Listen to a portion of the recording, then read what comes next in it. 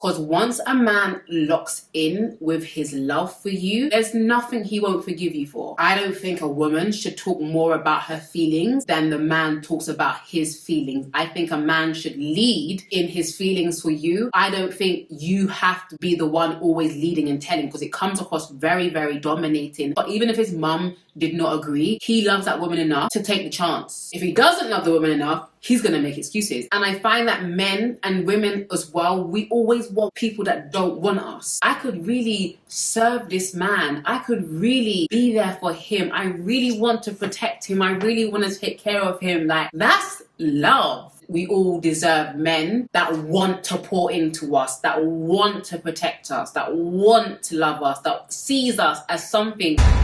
Hey guys, welcome back to my channel. Hope you guys are doing well. Did you miss me? Ew.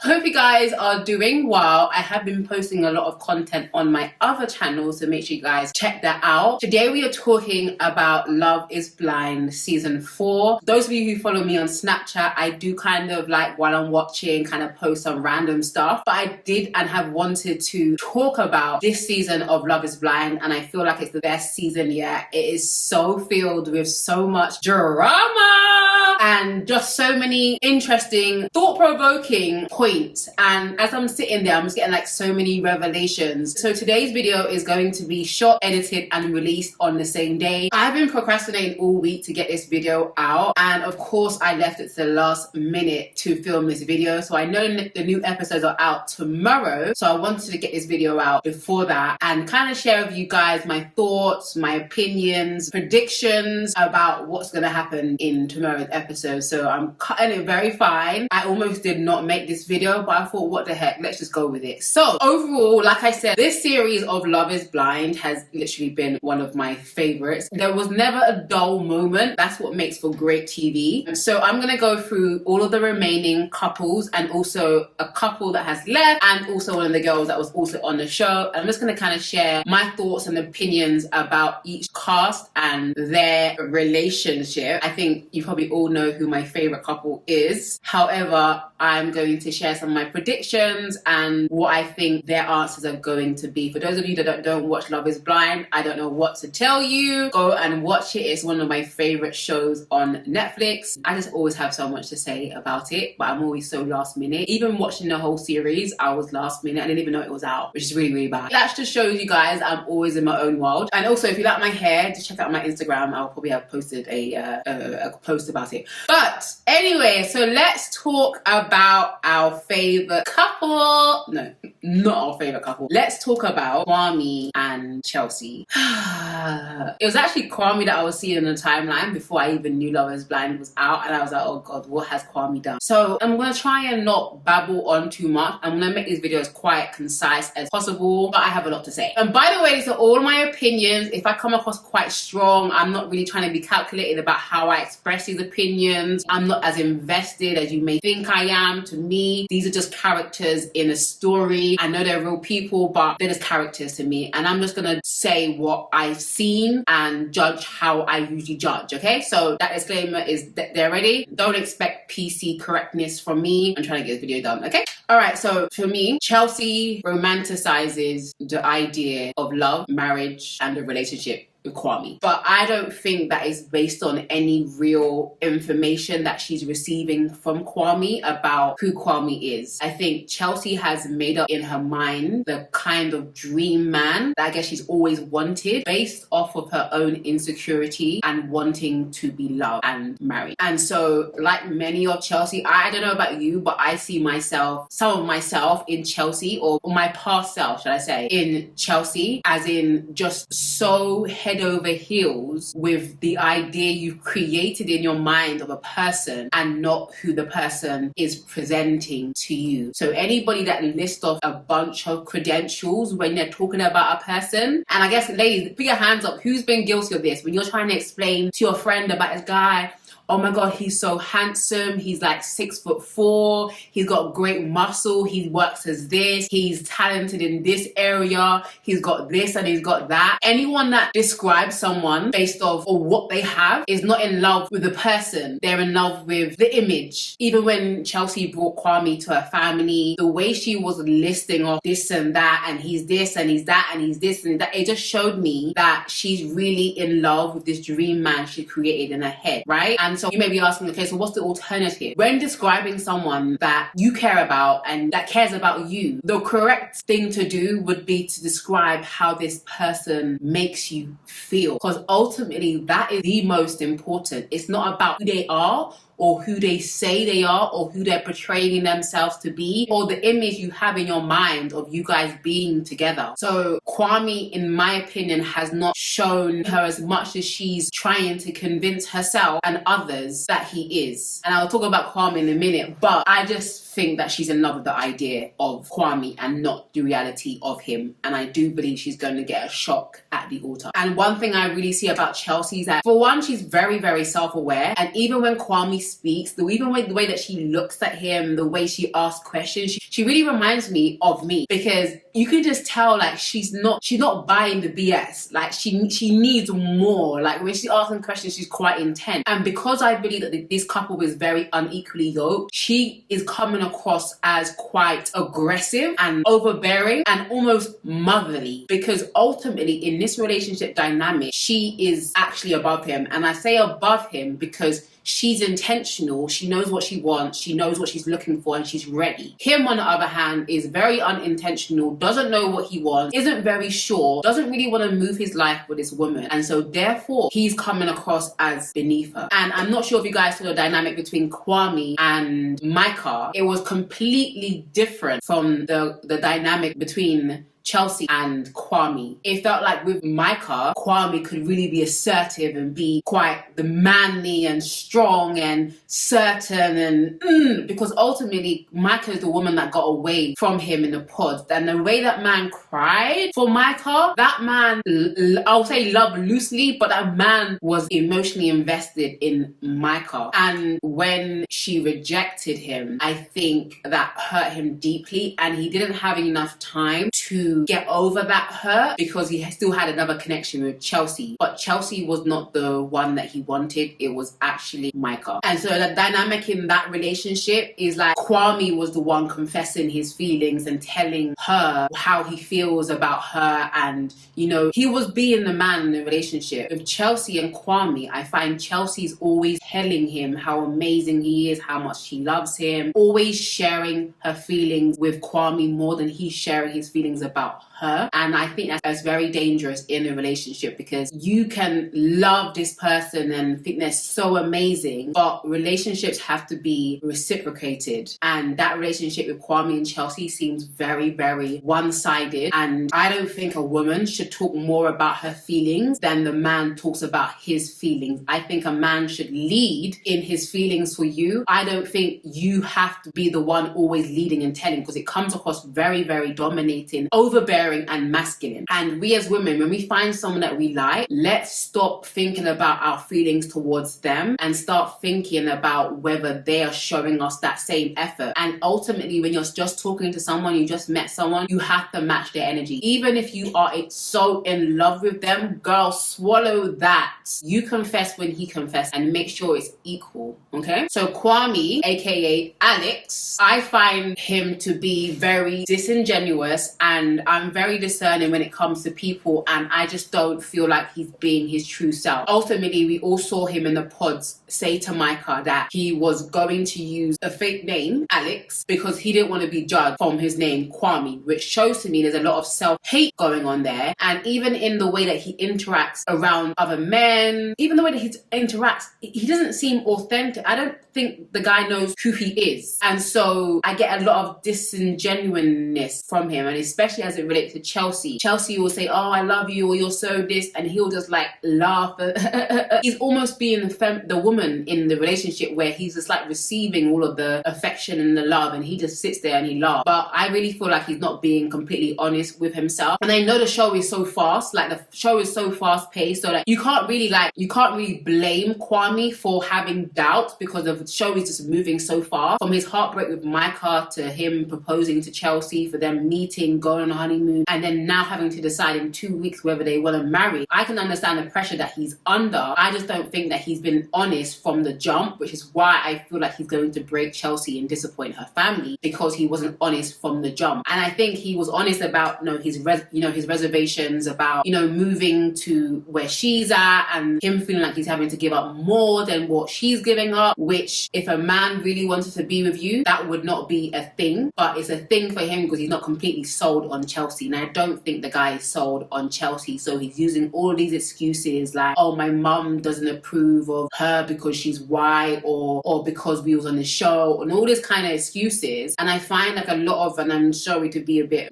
biased, I guess, racist or whatever, but I find like a lot of African men, or I'm going to say some African men, and even African men in my own experience, when they aren't completely sure about you, they will bring their mum in as like a scapegoat, and it's actually, they're hiding behind their mum, but it's actually them. Like, they're not sure. They don't agree, right? So they almost hide behind their mum and act like, oh, well, I've got to get my mum's approval. Like, any man that really wants someone is not trying to get his mum's approval. Would he love and desire his mum's approval? Yeah. But even if his mum did not agree, he loves that woman enough to take the chance. If he doesn't love the woman enough, he's going to make excuses. And that's what I've seen Kwame doing a lot, is just making a ton of excuses. So again, Chelsea was a rebound from Micah. I genuinely feel like Kwame gave his heart to Micah. Micah was the woman that got away. Micah was the woman that he really wanted. And Micah is the woman that triggers his rejection issues. I truly think that he has an issue with being black, being African, being an immigrant, his looks. I genuinely feel like he has a lot of insecurity around that. So Micah was the representation of that rejection. And I do feel like Micah wanted to be with Kwame, but couldn't because he was black. That's just my opinion. And I genuinely feel like Chelsea is such a good fit for Kwame, like looks wise. And that sounds really bad because Chelsea's beautiful. Like, I feel like she's a better match for Kwame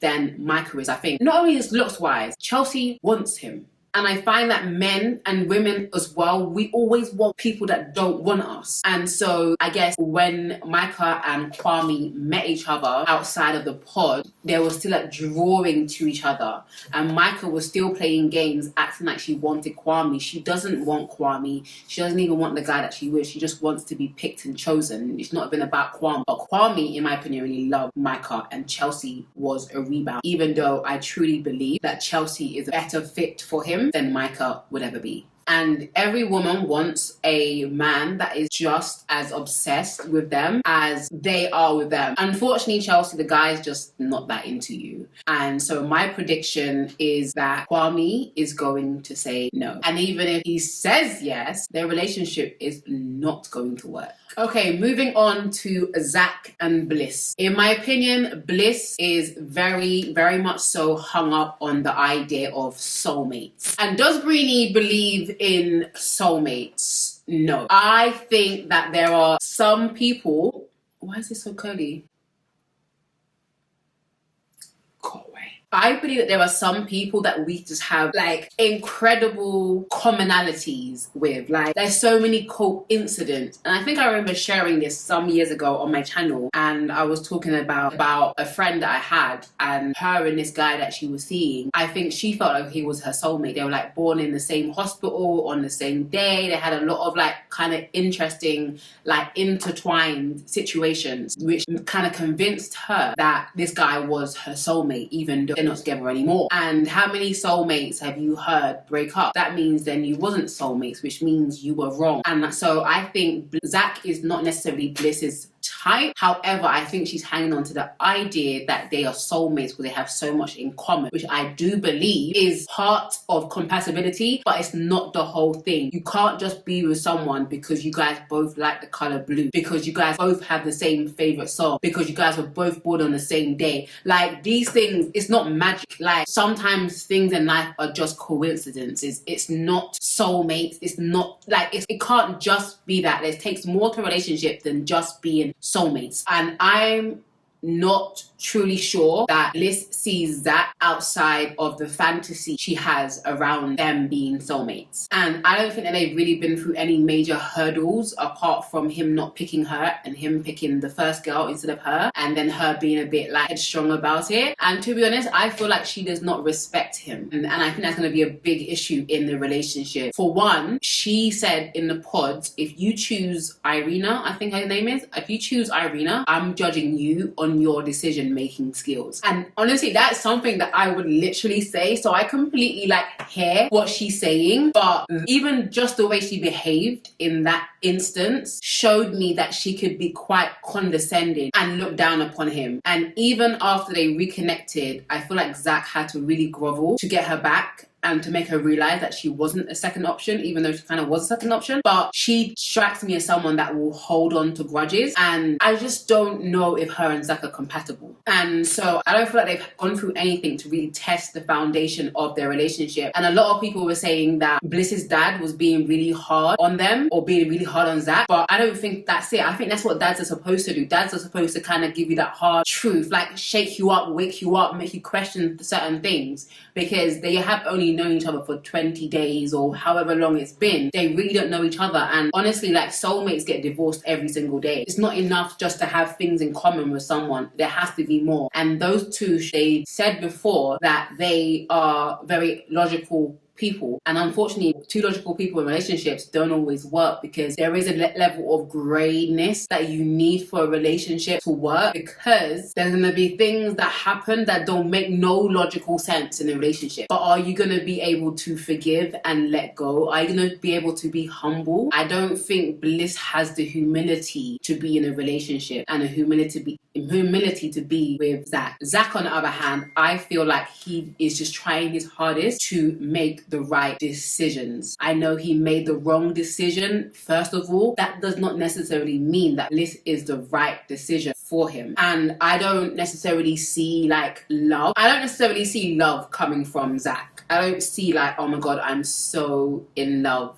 with Bliss. I don't see that at all. I think that Zach is a very logical person, and so he's motivated by making right decisions. I don't think he really operates from his heart, but operates more so from his head, which is dangerous because it takes your heart to be in a relationship. So my prediction for the relationship is that they're both going to say yes. However, if someone was to say no, I do believe it will be Zach. I don't see that he's completely convinced that this is his wife. I would encourage them to keep on dating, because I think they could have more fun together, and maybe they could eventually get married. I just don't think they're ready to get married right now. But my prediction is that they'll both say yes. And if someone says no, it'll be Zach. Moving on to Micah and Paul and Micah.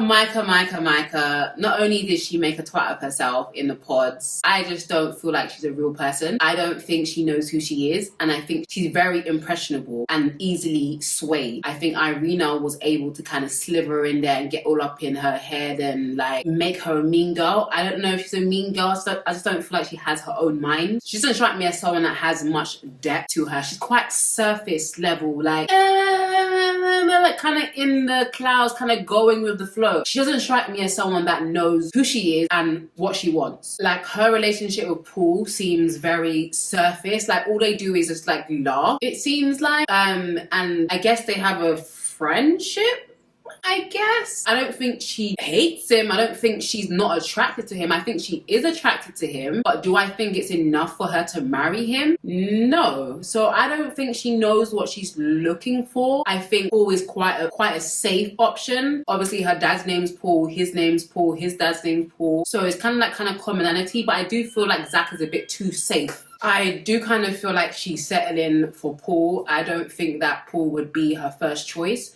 And I don't think Paul is the usual type that she usually goes for, which is fine to change your type, but you shouldn't differ too far from your type, because more times you are settling. And I think Paul is a nice person, but I think Micah needs someone that's a little bit more masculine and aggressive, as Jackie would say. But because she doesn't have her own mind, she needs someone to tell her and to correct her and, you know, be as like dominating as Kwame and quite like manly. And I don't think Paul has that for her. And because she doesn't have her own mind, she's easily influenced. So her friend that is an enemy of progress that I see, I feel like her friend that was telling her like, this is not the right person for you. Like, I feel like you can want the best for your friends, but you also have to give them the grace to make their own decisions. For example, Tiffany's friends wanted the best for her. Like, they do want the best for her. And they beautifully communicated that to her whilst her fiance was in their presence. But I think Micah's friend is a hater, jealous. Not only is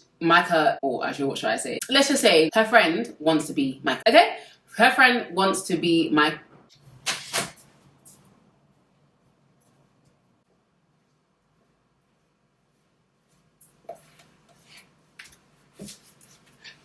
I think Micah's friend wants to be her, and I think there's a level of envy there. And those friends you have to be very careful of, because they will act like they have your best interest at heart. Mind you, they just don't want you to be happy. But I think her friend has a little bit of a point. I do feel like Paul is not it. And Paul is not that guy. I just think that the friend didn't have to be so rude about it. And so Paul, eventually, I feel like can become very boring to her, because I feel like Micah wants a challenge. Paul, I can't really read him. One thing that he did say is that his usual type is usually like, you know, like free-spirited, boho looking girl. So first thing he's told me is that Micah isn't his normal type of woman. So that could cause some issues, I guess. But he doesn't really strike me as someone that has their own personality. I literally can't read him. I think he feels good to be with someone like Micah because she's a pretty girl who doesn't really attract women like Micah. Like, so he feels good to be with someone that's like her. But I don't see anything deep there, and he doesn't really strike me as someone that is ready to be a husband, because that's ultimately what this whole thing is about. Are you ready to be someone's husband? Are you ready to be someone's wife? And he doesn't strike me as someone that's ready to really be someone's husband, and Micah doesn't strike me as someone that's ready to be someone's wife. So my prediction is either of them could say no, and I'm leaning more towards Micah. I don't think Micah would make this big decision when she's not in love with someone, because she's not in love with the guy, and that's for sure. So yeah, either of them could say no. They can both say no, or she'll probably say no first. And next up is my absolute favourite couple, Brett and Tiffany. I know the last episode they kind of left on a cliffhanger, wanting us to believe that one of them was going to say no. I don't think any of them will say no. I genuinely feel like it's like the new Cam and Lauren of Love is Blind, and it's so beautiful to see two black people just ready to love, ready to be married, ready to commit to each other. And they have a special place in my heart because it really feels like watching a love story unfold. And I just feel like when you see a genuine match, a genuine connection, you don't even have to like wonder or like question or have, you know, do you know what I mean? Like, it just kind of seems like it's a great fit. I feel like they created this series 4 was created for them. I definitely see Tiffany as a woman who is ready for love, and you can really see the sum total of a woman by how her friends talk about her, how her friends love on her, and it just really shows like the true measure of what kind of woman she is. And she strikes me as someone that's very loving, warm, committed, and someone that is just over the BS, like most of us, like ready to just be serious and be catered to someone. She strikes me as a wife. To me, Tiffany is a wife already. Only reservation I may have about her is she kind of strikes me as someone that's a little bit like a little bit scatty, if that's the right word to use, like kind of like not away with the fairies, but a bit unorganized. I don't know, I'm undiagnosed, but I'm kind of getting ADHD vibes from her. Like she can kind of get a bit and she needs someone to kind of calm her down. I feel like that's what Brett will be to her, someone that kind of balances her out. I feel like I see like their strengths and their weaknesses, but I also see where her weaknesses, he can be strong for her, and his weaknesses, she can be strong for him. So I kind of see a good balance working out there. Like, Brett is more organized and more level-headed, and I think that will definitely like balance them out. And what I love most about Brett was that he was vulnerable from the beginning. He didn't go in the pods trying to be a guy, like man the man. Like, he was very, very humble. It felt so natural for him to be speaking and sharing with Tiffany the things that he's been through in life and the things that he's overcome. And he just seems like a stand-up guy. I'm not gonna lie to you guys, I just kind of think he was gay. What do you guys think? I don't know. A little bit. I don't know. I don't know. But then I met his friends and I was like, okay, maybe most of his friends are kind of similar to him, so maybe he's not gay. But I don't know. What do you guys think? Like, usually my gaydar is quite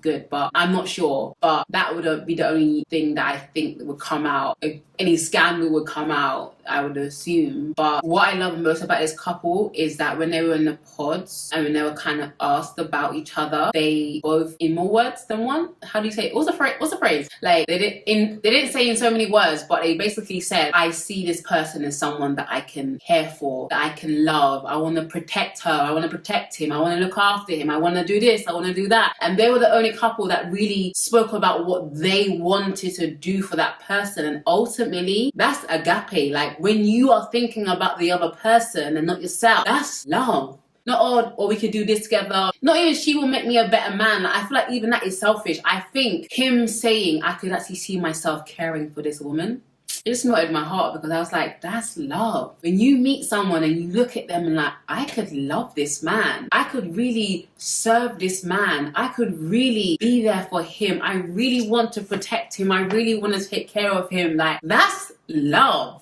Not all this selfish stuff that's going around on the internet. Like, my man's got to do this and my man's got to do that. She's got to be this, she got to be that. Like, shut the front door. Like, shut up. That's not love. So I really love, like, them. And I think we all deserve men that want to pour into us, that want to protect us, that want to love us, that sees us as something that he wants to protect, sees us as his little queen, his little princess. Like, that to me is just so beautiful. And so my prediction for that couple is yes. They're gonna get married. I hope I'm not wrong, but I see them as saying yes. Their families approve of them, their friends approve of them. And can I say, Tiffany has some of the most amazing friends.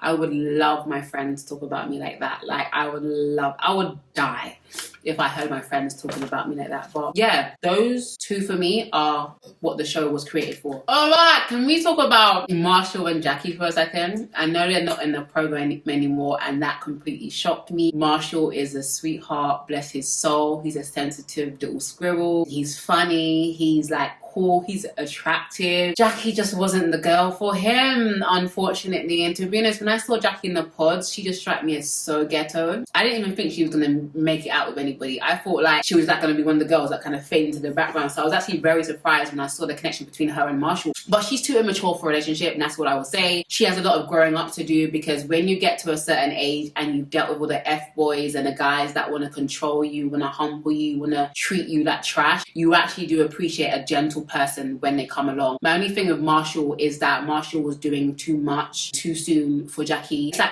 same as Chelsea and Kwame. Okay, Chelsea, we know that you love Kwame. Does Kwame love you? Marshall, we know that you love Jackie, but does Jackie love you? Like, slow down. Can we get the love to kind of equal out for a second? So every time Jackie would have a breakdown or whatever, she would be like, oh, I need a minute. And Marshall would be like over there, like, anything you need. But what struck me is that he did love her, because even when she was crying, you could see that he wanted to take her pain away. And it's just so sad that Jackie felt the need to treat him so badly. And I don't even think it's because of Josh. I don't think she even wants Josh. I don't know what that is. I don't know what that is. Josh is a joke. Josh is a non-factor. Anyone that would choose Josh over Marshall needs therapy, needs deliverance. You need psychiatric evaluation. Like, but I just feel like she's not sick and tired of being sick and tired anymore. She wanted someone that was more aggressive. She said that it's because Marshall does not initiate sex. She wants him to be more aggressive, and that's just not who Marshall is. And I don't think it's fair for her to demand that from the guy, like, poor fella. But it just was uncomfortable to watch, and she has a lot of growing up to do. And I pray, and I think Marshall's moved on already, but there's going to be so many women that want Marshall. And so I think Marshall needs to work on his hopeless romantic side and kind of tame that until you see someone equally as infatuated with you as you are with them. Jackie, he said, is the type of woman that he would go for. unfortunately, Marshall is not the type of woman that Jackie would go for. And even when Jackie saw Brett and said, oh my God, that man's fine, like, that was so inappropriate. That was so disrespectful to Marshall. And Marshall, being a jokey guy that he is and light-hearted guy that he is, was kind of like, oh, I told you he was a good-looking guy. Like, you should never say that. Don't ever say that, even if you feel that. So clearly, we know what Jackie's type is: tall, dark-skinned, strong kind of man. And Marshall just not that, bless him. But I pray that they all find who's for them. Irina. And I'm just going to say a few words on her quickly. She's a very insecure woman. She didn't care about Zach. She just cared about competing with Bliss. She knew Bliss was a better woman than her. So her thing was more so, Zach, you better choose me because Bliss is trying her hardest. Bliss genuinely likes you, but I'm competing with Bliss. So choose me. And I think she got into Zach's head, and that's why she chose her, even though this little witch did not even want the poor guy anyway. And so there's a lot of women out there that don't necessarily want a guy. They just don't want that guy to be with someone else. And it's not about the guy, it's about competition with other women. So Irina, I wish you all the best. I hope you mature and grow up. I know most of the women in this program are very young and immature. I can't really be too harsh on them, but she needs to grow up. And so in summary, in summary, watching Love is Blind, what I will say is this. This is one of the revelations I got. Then they say that a man has to love you more than you love him. The correct thing is, a man that you love has to love you more than you love him. Because once a man locks in with his love for you, there's nothing he won't forgive you for. There's nothing he won't do for you. The problem is, women are loving men. I love him. But does he love you? And if that box is unchecked, forget it. Or once a man locks in and loves you for whatever reason he loves you, he go through hell and high water for you.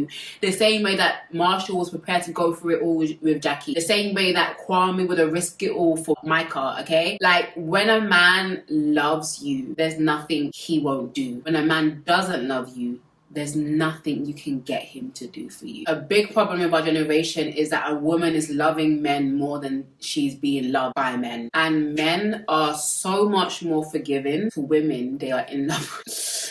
They are just so much more forgiving to women that they actually love. Another thing is that toxic women love to be chased because it boosts their ego. And what I find a lot with the dating world right now is a lot of women want their ego to be boosted. They don't really care about the relationship. They don't really care about the guy. And then when they do actually care about the guy doesn't care about them. So we're getting all these mismatches and nothing is making anything. So ultimately, what I've learned from this Love is Blind is that men can love.